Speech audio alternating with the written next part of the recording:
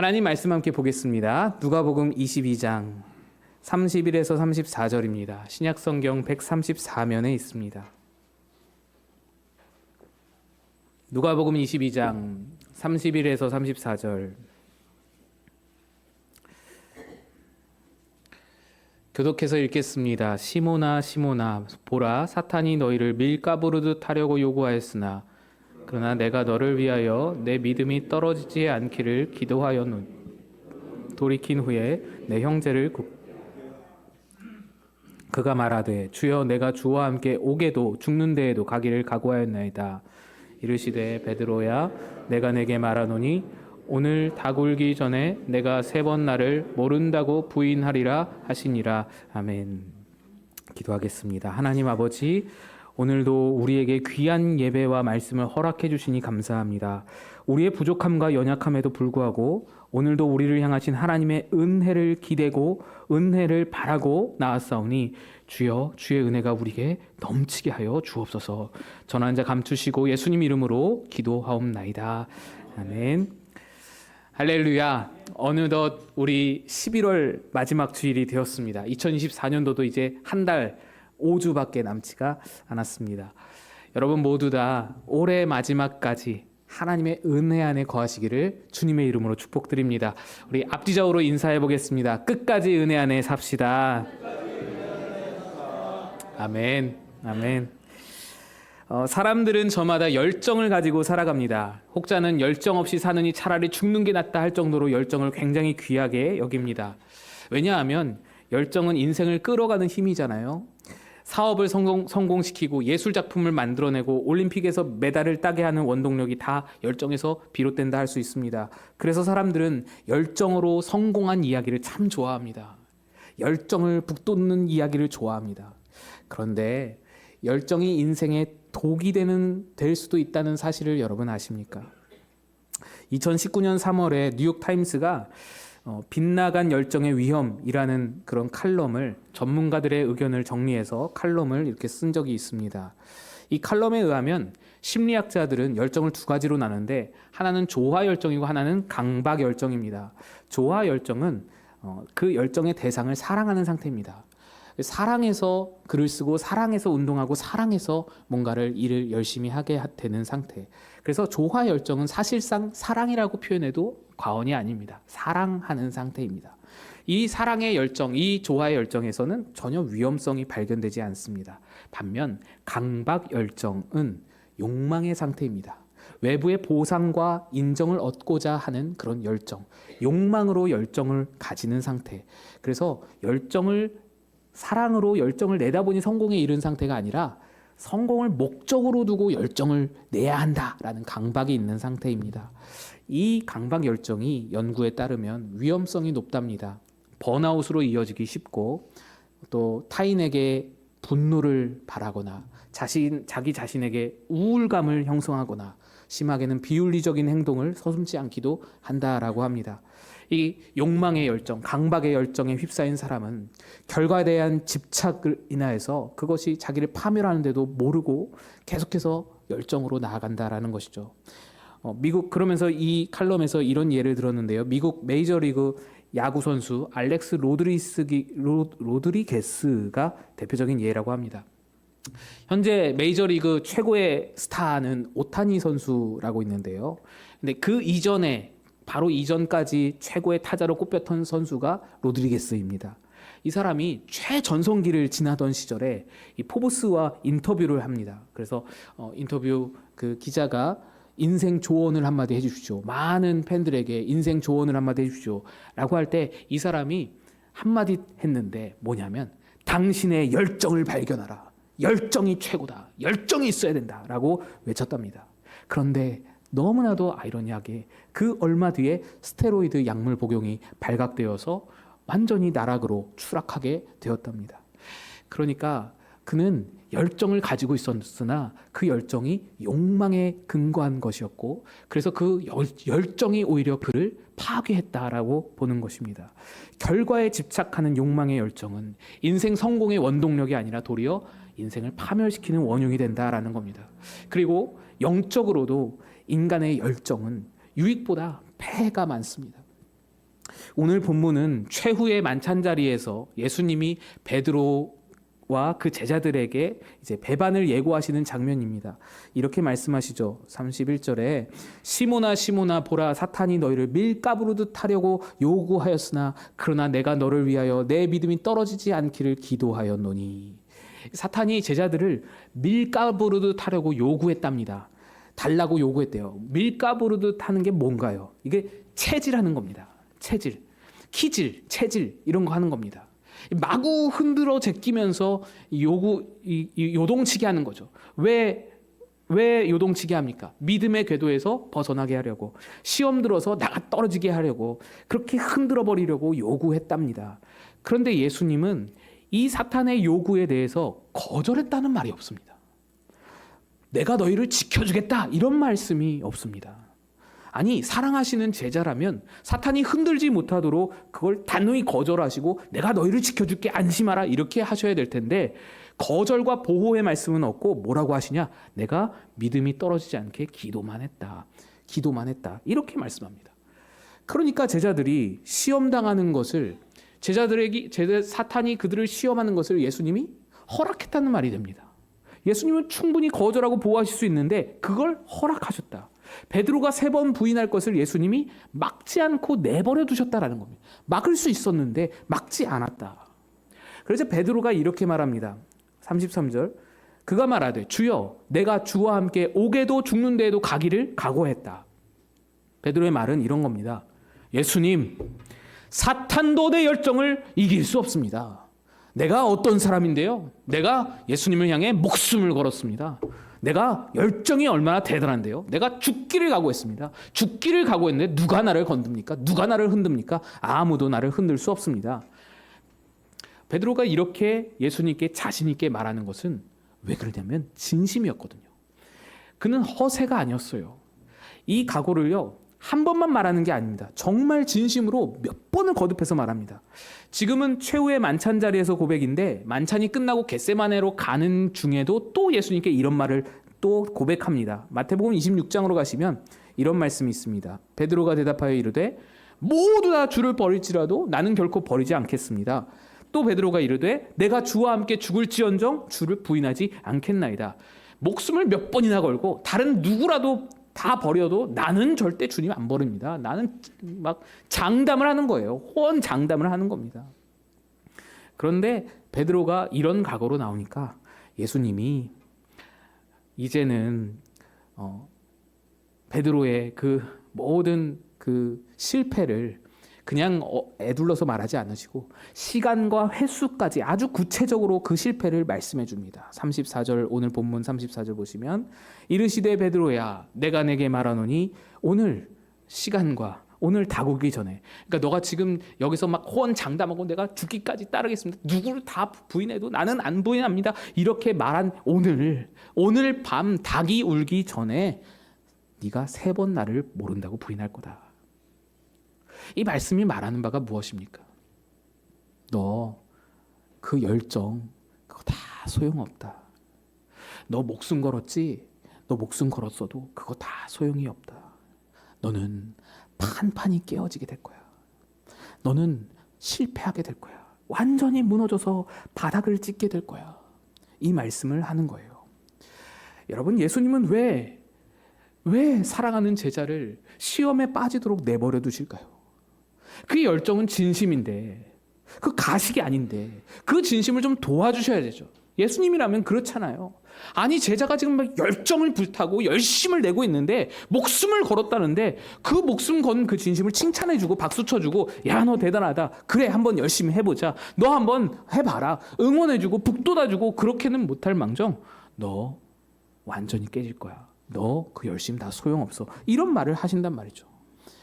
32절을 다시 보시면 제일 마지막에 이렇게 말씀합니다. 그러나 내가 너를 위하여 내 믿음이 떨어지지 않기를 기도하였노니 너는 돌이킨 후에 내 형제를 굳게 하라. 너는 돌이킨 후에 내 형제를 굳게 하라고 하십니다. 이게 무슨 말씀이냐? 너가 사탄에게 밀가부림을 당하고 나서 그리고 나서 돌아와서 할 일이 있다라는 거예요. 3번 부인하는 그 밑바닥을 지나는 것이 베드로에게 필요하다라는 얘기입니다. 너 그거 지나야 돼. 너 그거 필요해. 그걸 지나야 내가 너에게 일을 맡길 수 있어. 그걸 지나야 내 일을 너가 같이 할 수 있어. 이 말씀을 하시는 거예요. 그리고 실제로 베드로는 3번 부인을 하게 됩니다. 한 여종이 다가와서 베드로에게 묻죠. 이 사람도 예수와 함께 있는 것을 내가 봤습니다. 그래서 여종이라는 말은요, 옛날 성경에 한 비자라고 했어요. 이 비자라는 말이 뭐냐면 어린 시녀라는 얘기입니다. 종들 중에도 급이 있어요. 남종이 우월하고 여종이 좀 비천하고, 또 여종 중에서도 나이가 많으면 좀 쳐주고 나이가 어리면 가장 비천한, 가장 미천한 종이 나이 어린 여종입니다. 그걸 말해요. 가장 어린 여종, 종 중에서도 가장 비천한 여자아이가 베드로를 알아본 겁니다. 근데 그 어린 시녀 앞에서 베드로가 극구 부인을 하죠.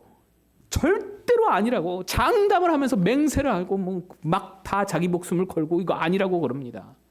그러고도 2번이나 더 다른 사람에 의해서 발각이 됩니다. 그 갈릴리 사투리 쓰는 거 보니까 그 맞는 것 같은데, 그러니까 갑자기 예루살렘 사투리를 쓰면서, 갈릴리 사투리 쓰던 사람이 갑자기 예루살렘 그 말투를 흉내내면서 아니라고 나 그렇지 않다고. 그렇게 막 부인의 부인을 3번이나 거듭할 때 때마침 닭이 타이밍을 딱 맞춰가지고 울어제끼고, 그때 또 고개를 돌리다가 예수님과 눈이 마주쳐 버렸습니다. 그래서 베드로는 뛰쳐나가서 심히 통곡을 하죠. 여러분, 베드로가 이렇게 통곡하는 의미가 무엇일까요? 왜 울까요? 그렇게 자신 있던 사람이 왜 울고 있습니까? 후회일까요? 한 사람만 더 물어봤으면 내가 멋지게 대답할 수 있었을 텐데. 후회입니까? 아니죠. 그러면 예수님과 눈 마주쳐서 예수님께 너무 미안하고 죄송해서 그랬을까요? 베드로의 그 성격상 이 눈물은 실망입니다. 실망. 누구에 대한 실망이요? 자기 자신에 대한 실망입니다. 나는 이럴 사람이 아닌데, 나는 자랑스러운 예수의 수제자인데, 근데 내가 서 있는 꼬락서니가 너무나 실망스러워서 눈물이 터지는 겁니다. 분명히 내 각오는 진심이었는데 내 진심을 발휘할 실력이 없는 걸 확인한 거예요. 그래서 실망하다 보니 눈물이 흐르는 겁니다. 나의 한계를 맞닥뜨리고 나의 바닥을 보게 된 겁니다. 진심과 실력은 다른 얘기잖아요.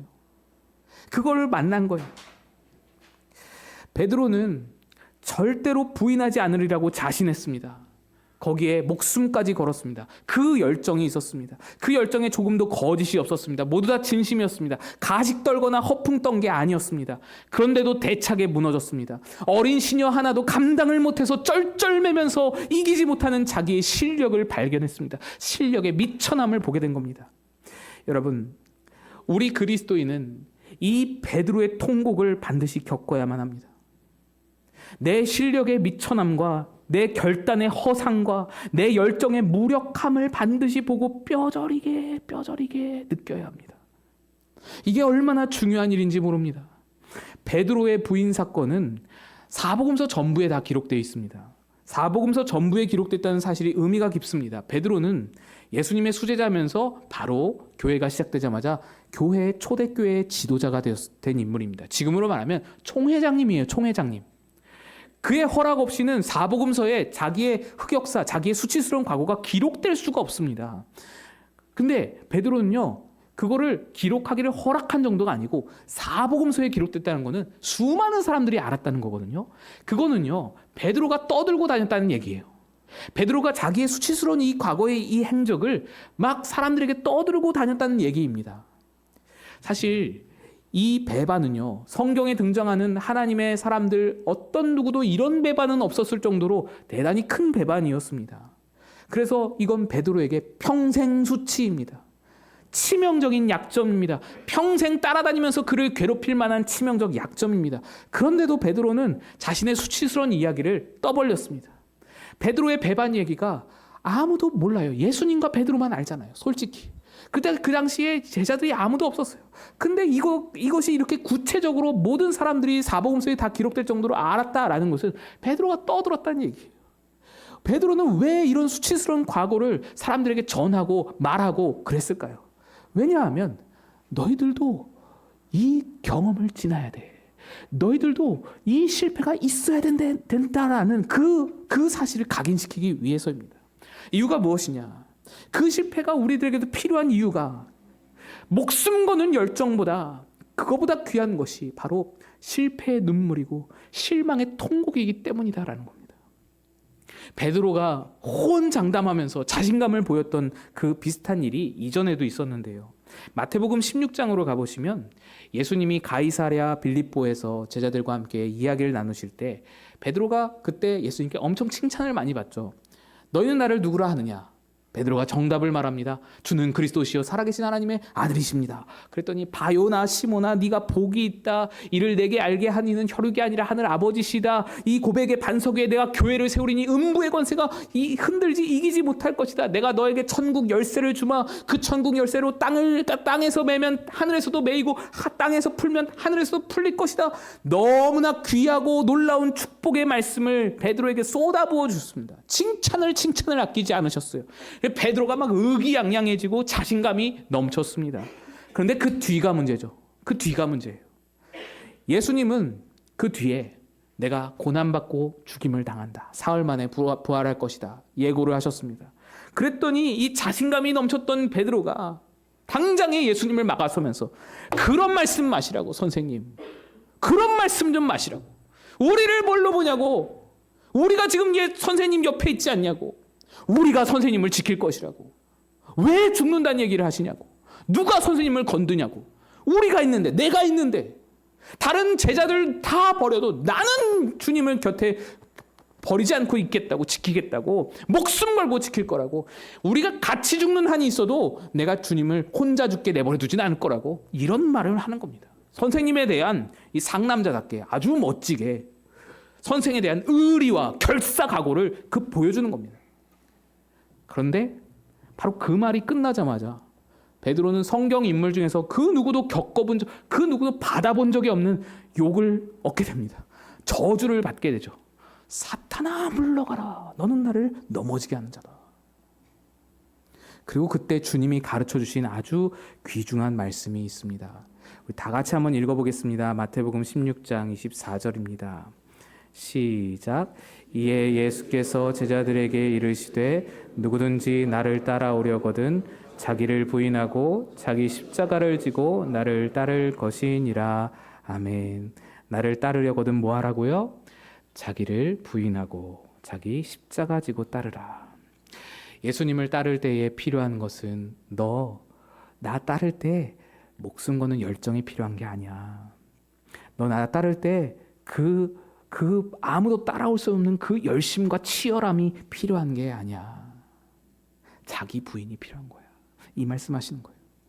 예수님은 바로 이것을 베드로에게 가르쳐 주시기 위해서 그 사탄의 밀가부르듯 하는 그 실패를 허락하신 겁니다. 이건 말로는 백날을 설명해봐도 절대로 알지 못합니다. 자기가 직접 겪어보지 않으면 알 수 없는 진리입니다. 자기가 스스로가 묵사발이 되었음을 내 실력의 한계를 몸소 깨달아야, 몸소 뉘우쳐야, 몸소 경험해봐야 자기 부인이 시작되는 겁니다. 베드로뿐만이 아닙니다. 하나님은 하나님의 사람을 쓸 때 그 크신 손으로 사람들을 그냥 확 눌러버리십니다. 확 눌러서 담가버리시죠. 소금물에 배추 절이듯이 확 담가버리십니다. 바울을 보세요. 여러분, 하나님의 사람 바울이 얼마나 훌륭하고 얼마나 대단합니까? 근데 하나님이 바울을 쓰실 때 그 타이밍이 참 오묘합니다. 바울이 잘난 그것을 마음대로 펼칠 수 있는 그 시점에 그를 부르지 않으세요. 언제 부르십니까? 바울이 스데반을 죽이고 난 다음에 부르세요. 스데반을 죽이는 것은 이 기독교 교회사에서 얼마나 수치스럽고 얼마나 치욕적인, 얼마나 약점이 되겠습니까? 스데반 죽이기 전에 불렀으면 얼마나 좋아요. 스데반도 살고 바울도 떳떳하고 당당하게 지도자가 될 수 있고.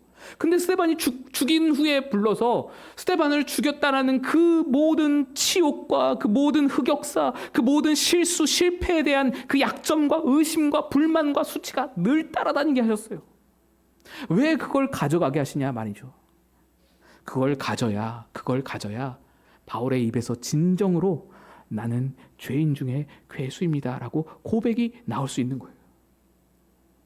그걸 가져야 자기 부인이 시작된다고요.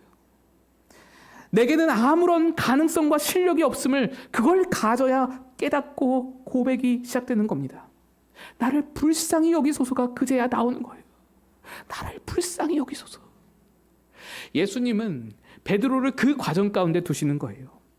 그러면 베드로를 이렇게 실패를 겪게 하셔서 묵사발이 된 후에, 묵사발을 만드신 후에, 배추를 절이신 후에 그 다음에 예수님은 베드로를 어떤 결론으로 끌어가십니까?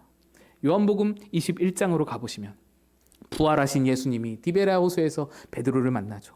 그때 예수님이 베드로에게 묻습니다. 요한의 아들 시몬아, 네가 다른 사람들보다 나를 더 사랑하느냐? 여기서 다른 사람들보다 나를 더 사랑하냐, 비교급을 쓰시는 이유가 있습니다. 베드로가 뭐라고 말했냐면 모든 사람이 다 줄을 버려도 나만큼은 줄을 버리지 않습니다 라고 비교하면서 얘기를 했었거든요. 호언장담을 몇 번이나 했었거든요. 그래서 예수님이 너 진짜냐? 너 그 말 진짜냐? 너 진짜로 나 사랑하냐? 너 다른 사람들 모두보다 나를 더 사랑하냐? 물으시는 겁니다. 근데 이 물음에 베드로의 대답이 달라졌어요. 우리 한번 말씀을 보시죠. 같이 한번 읽어보겠습니다. 시작.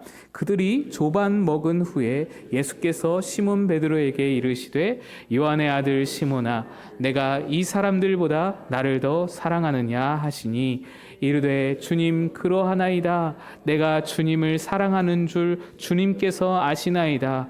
이르시되 내 어린 양을 먹이라 하시고. 아멘. 베드로의 대답이 바뀌었습니다. 베드로의 대답이요, 이제는, 예전에는 어땠어요? 목숨 걸고 사랑합니다.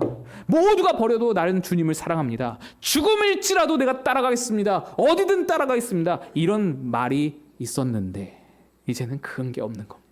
그런 게 사라졌습니다. 예수님이 3번이나 물으시거든요. 그런데 베드로는 주님이 아십니다. 주님이 아십니다.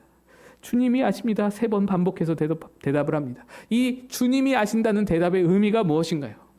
주님, 내가 실력이 없어서 주님 사랑을 표현할 수는 없었지만, 표출할 수는 없었지만, 근데 그 주님 사랑하는 마음은 진짜였어요. 내 진심이었어요. 주님은 마음을 감찰하시잖아요. 주님은 아시잖아요. 나 진심이었어요. 그걸 실천할 실력이 없을 뿐이에요. 주님, 날 불쌍히 여겨주세요. 나는 열정이면 될 줄 알았어요. 나는 목숨을 걸면 될 줄 알았어요. 근데 판판이 깨졌어요. 하지만 내 마음은 진심이었어요. 그건 거짓이 아니었어요. 이 말을 하는 겁니다.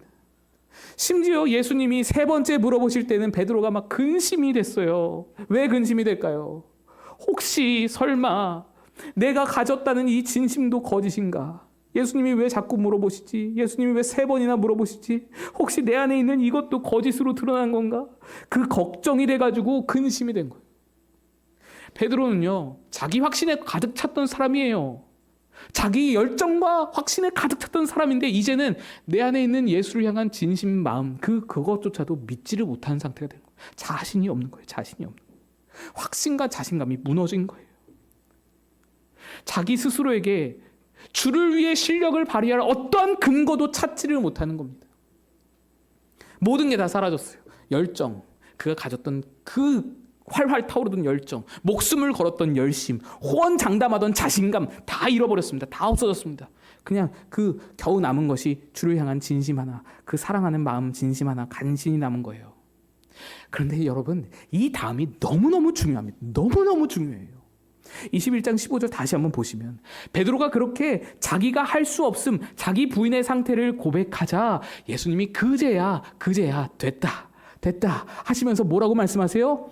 내 양을 먹이라, 내 양을 치라, 내 양을 먹이라. 그제서야 됐다. 야, 됐다.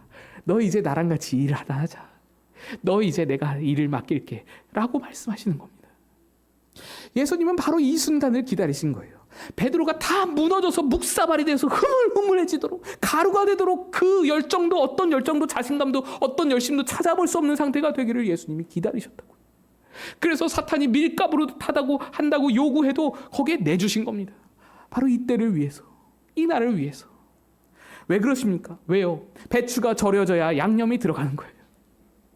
생배추에는 양념이 묻힐 수밖에 없는 거예요. 그건 양념이 묻은 거지 김치가 될 수 없는 거예요. 양념이 스며들려면 배추가 절여져야 되는 거예요. 푹 절여져서 흐물흐물해져야 되는 거예요. 내 열심이, 내 열정이 생배추처럼 그냥 꼿꼿하게 살아있으면 양념이 못 들어가요. 그렇게 내 열심과 내 열정으로 하는 일들은 내 일이지 그 주님의 일이 아닙니다. 오히려 열정과 열심이 아무 소용이 없구나. 나는 판판이 깨진 자이구나. 나는 실력이 없구나. 내 목숨을 걸어보아도 쬐끄만한 계집애 하나 봐도 그것만 봐도 두려워서 쩔쩔매는 존재가 나이구나. 이거를 절감하며 내 실력의 밑바닥을 보았을 때 그제야 하나님을 의지하게 되는 거예요. 하나님 도와주세요. 불쌍히 여겨주세요. 하나님의 일이 그제서야 시작될 수 있는 겁니다. 사실 한국교회는 이걸 다 놓쳤어요. 이걸 다 놓쳤습니다. 우리나라 신앙은 처음부터 순교로 시작했습니다. 역사의 아픔이죠. 어쩔 수 없는 역사의 아픔이었어요. 그래서 예수를 믿으려면 목숨을 걸어야 됐어요. 그게 우리의 아픔이에요. 근데 그렇기 때문에 일사각오의 신앙을 모두가 가졌고, 그래서 어떤 민족보다 치열하게 신앙생활을 했습니다. 우리 신앙 선조들의 그 모든 그 본보기가 된 분들이 누구십니까? 손양원, 주기철, 최건능, 유관순 이런 분들이 다 우리 신앙의 롤모델이고 본보기였지 않습니까? 그래서 우리는 지금도 저 사람 신앙 좋아, 저 사람 신앙 안 좋아, 이거를 판단하는, 가름하는 그 기준이 뭐냐면 치열함입니다. 치열함. 여러분, 우리나라가 왜 그렇게 부흥회에 목을 맸는지 아세요? 왜 그렇게 부흥회를 그렇게 열심히 했었는지 아시나요? 옛날 목사님들께 들어보면 우리나라 제일 초기에, 그러니까 여러분들이 겪으신 부흥회도 그보다 전에 5, 60년대 부흥회에서는요, 늘 주기철, 손양원, 최건능 목사님 얘기만 돌려가면서 했다는 거예요. 늘 그 얘기밖에 없었대요. 왜 그러냐? 살아가다 보니까 치열함이 꺼지거든요. 치열함이 흐물흐물 시들어지거든요. 치열함이 떨어졌으니까 어떻게 해요? 다시 펌프질하는 겁니다. 야, 이분들을 보시오. 이분들이 이렇게 치열하게 사셔서 우리나라 이민족의 신앙을 이렇게 물려주셨는데 당신들이 그러면 되겠어 하면서 펌프질을 또 한 거예요. 그러면 그렇게 펌프질하면 이게 빵빵해져가지고 다시 이렇게 빵빵해진 상태로 세상을 나갑니다. 그럼 나가자마자 누굴 만나요? 여종을 만나는 거예요. 비자를 만나는 거예요. 그 여종 앞에서 아무것도 할 수 없고 아무것도 반박할 수 없고 무너지는 자신을 또 보게 되죠. 바람이 푸슉 빠지는 거예요. 그러면 그 빠진 바람에 헛헛해가지고 또다시 부흥회를 찾죠. 부흥회를 기웃거리죠. 그게 우리였어요. 그 치열함을 바라보는 신앙, 그게 우리였어요. 그 전통이 오늘 우리에게까지도 흐르게 되는 겁니다. 그런데 여러분, 신앙이란 그런 게 아닙니다. 목숨을 거냐 못 거냐가 신앙이 아닙니다. 치열할 수 있냐 없냐가 신앙의 척도가 아닙니다. 신앙이 자꾸만 그 길로만 가잖아요. 그러면 우등반, 열등반으로 나뉘기만 해요. 교회가 우열을 가리는 곳으로만 되게 됩니다. 아버지 학교를 시작한 도은미 소장이라는 분이 계세요. 이분이 이런 말을 합니다. 내 열심히 죄를 짓는다. 내 열심히 죄를 짓는데요. 그게 무슨 말인가? 교회에서 부목사님이 지나가는데 휴지가 떨어진 것을 보고도 그냥 보고도 지나간다는 거예요. 부목사님인데. 그래서 속으로 열불이 난답니다. 이분이. 아니, 헌금으로 월급을 줘가지고 내가 모범을 보이라고 그렇게 세웠는데 아니 왜 저걸 안 주소? 나도 보여서, 성도도 보여서 주시려고 하는 건데 그걸 왜 안 주소? 그리고는 속으로, 직접 말은 못하고 속으로 욕을 하면서 그렇게 정죄를 하고 죄를 엄청 짓는다는 겁니다. 또 자기는 5분 단위로 스케줄을 착착착착 끊어가지고 그냥 하나 끝나면 다음 스케줄, 자면서도 그 스케줄을 생각하면서 일을 처리하는데, 어떤 사람은 느려 터져가지고 세워라 내워라, 그냥 뭐가 있든 뒤에 뭐가 있든 말든 스케줄이 뭐가 있든 말든 그냥 니나노, 그런 인간을 보면 또 욕이 막 나온다. 욕이 또 속으로 엄청 죄를 짓는다는 거예요. 아니, 예수를 믿으면서 왜 저렇게 열심히 없어? 예수 믿으면서 왜 이렇게 치열하지 못해? 이렇게 죄를 또 짓는다는 겁니다. 그러니까 이분이요, 만나는 사람마다 정죄뿐인 거예요. 만나는 사람마다 속으로 욕할 뿐인 거예요. 지적뿐인 거예요. 제가 이분의 인상을 봤는데요, 매섭더라고요. 아마 지금은 안 그러세요. 지금은 아버지 학교 시작하시고 성품이 온화해지셨는데 여전히 그 얼굴에는 그때 그게 남아있는 거예요. 인상이 매서우신 거예요. 그런데 이분이 어느 순간 그게 다 자기의 옛사람인 걸 깨닫습니다. 죄성이라는 걸 깨달았습니다. 자기는 예수를 믿든 안 믿든 불교인이었어도 이 열심으로 살았다는 거예요. 자기는 힌두교인이었어도 이 열심으로 살았을 거라는 거예요. 이 열심은 예수로 인해서 얻은 열심이 아니라 예수 믿기 전에도 이미 가지고 있던 내 옛사람이라는 것을 깨달은 거예요. 이게 내 죄성이구나. 내 죄성이구나. 치열한 신앙, 목숨을 거는 신앙. 그래서 그 안에 사랑이 없는 열심, 거기에 능력이 무엇입니까? 그것이 가진 능력은요, 정죄하고 지적하는 능력밖에 없습니다.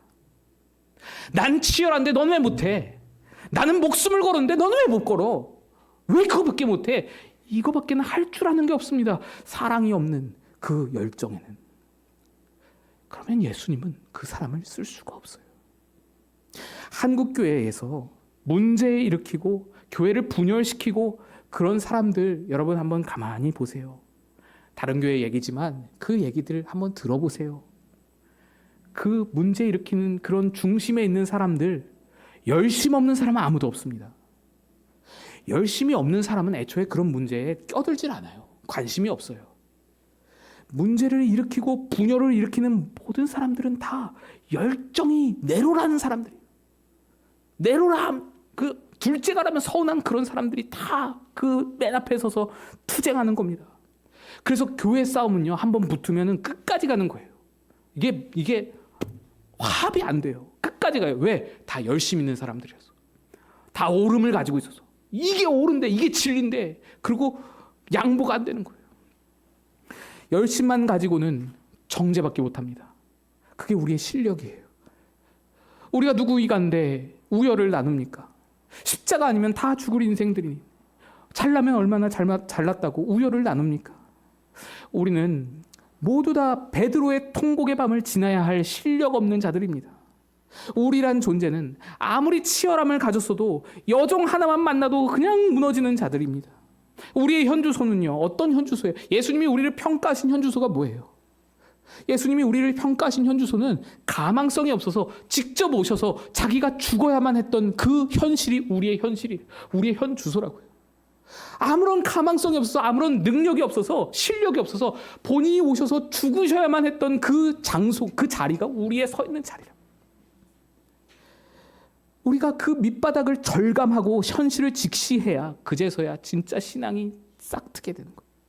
바로 거기서 외쳐지는 고백이 뭐냐? 주여 나를 불쌍히 여기소서.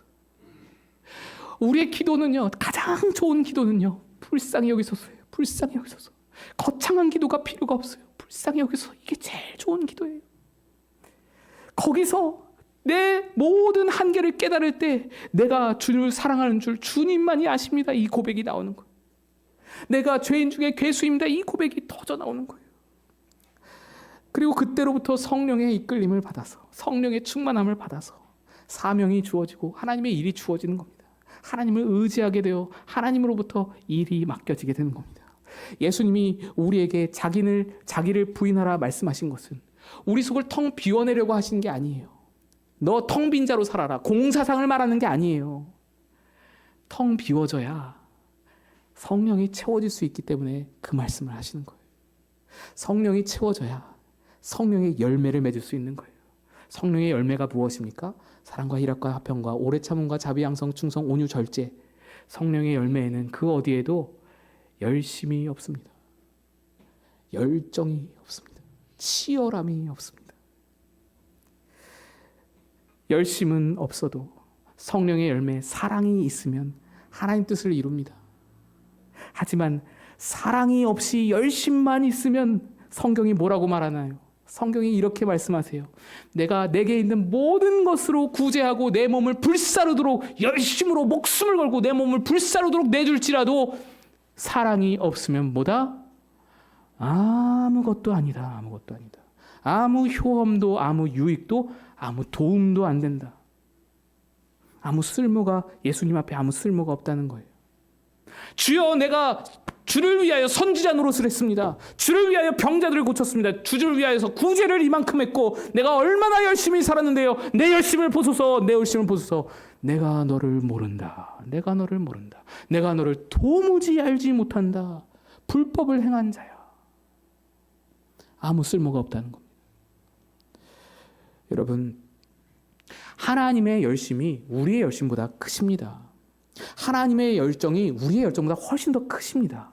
우리가 먼저 할 일은 베드로의 통곡의 밤을 지나서 내가 어떠한 실력도 가능성도 없음을 철저히 깨닫고 나를 부인하고 그 다음에 하나님의 열심을 의지하는 것입니다. 그때 성령이 나를 채우셔서 성령의 열매를 맺게 하셔서 사랑 위에 다시 열심을 쌓게 하시는 겁니다. 그게 올바로 된 순서입니다. 이것이 여러분의 삶 되시기를 주님의 이름으로 축복드립니다. 다 같이 일어나서 찬양하겠습니다.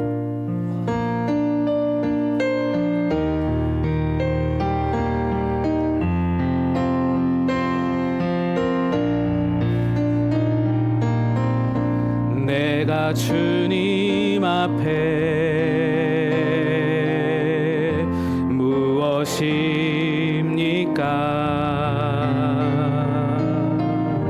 마른 막대기가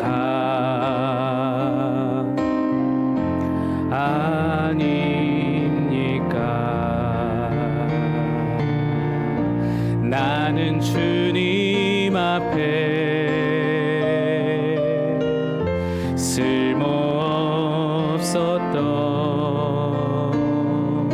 쓸모없었던 다단한 문제가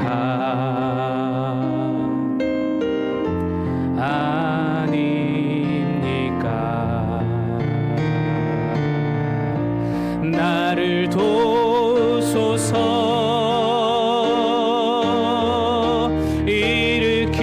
일으키소서